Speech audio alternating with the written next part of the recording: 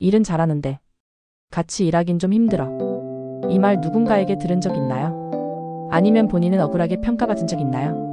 문제는 실력도 성격도 아니었습니다. 바로 말투였죠.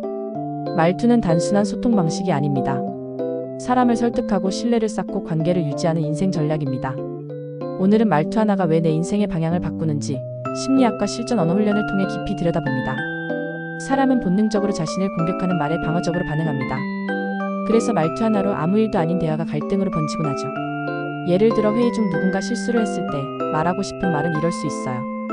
그걸 왜 빼셨어요? 그건 말도 안 되잖아요. 이 말들은 실제로 틀린 말이 아닐 수 있지만 듣는 사람은 방어하거나 기분이 상하게 됩니다.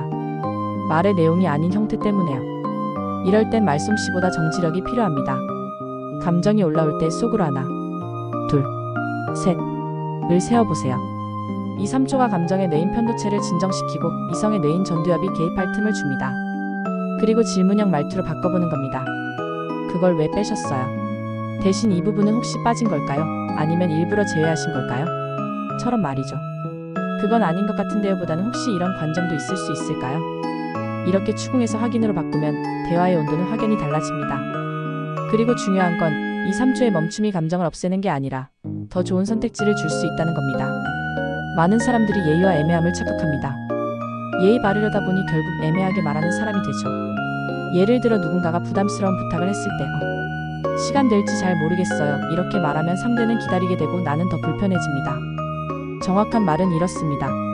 이번 주는 일정이 꽉 차서 도와드리기 어렵습니다. 다음엔 여유 있을 때 말씀드릴게요. 이건 무례한 것도 차가운 것도 아닙니다.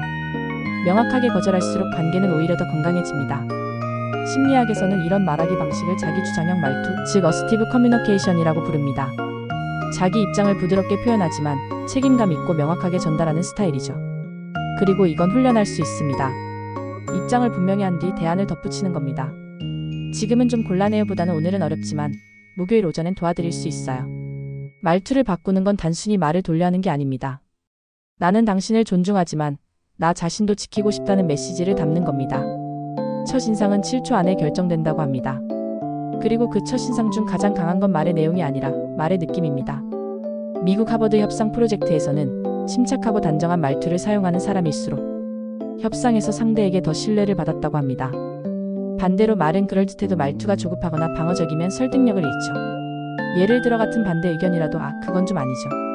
라는 말보다는 그 부분은 저는 조금 다른 관점에서 보고 있는데요. 이건 어떨까요? 전자는 논쟁을 만들고 후자는 논의를 만들어냅니다. 신뢰는 말투에서 옵니다. 그리고 신뢰는 결국 인생의 기회를 여는 열쇠입니다. 우리는 하루에도 수백 번 스스로와 대화합니다. 그 자기 대화에서 말투가 무너지면 자존감도 무너집니다. 나는 왜 이렇게 못하지라는 말보다는 오늘도 쉽지 않았는데 여기까지 해낸 것도 괜찮아. 이런 자기 말투가 오히려 회복력을 높여줍니다.